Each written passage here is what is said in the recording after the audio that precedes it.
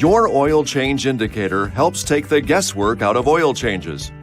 When it's time to change the oil, you'll hear a chime, and the oil change required message will appear briefly in the instrument cluster. The system is duty cycle based, so the oil change interval may fluctuate according to your driving style. Keep in mind though, until reset, the oil change message will continue to appear every time you turn on the ignition. To reset the system after scheduled maintenance, put the vehicle in park. With your foot off the brake, push the engine start-stop button twice. The ignition will enter the on-run position. Don't actually start the engine though. Now, use the steering wheel arrow controls to find the Oil Life submenu in the Vehicle Info section of your instrument cluster display. Then, push and hold the OK button until the gauge resets to 100%.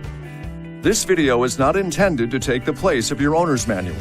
For complete details and other important safety information, please see your owner's information.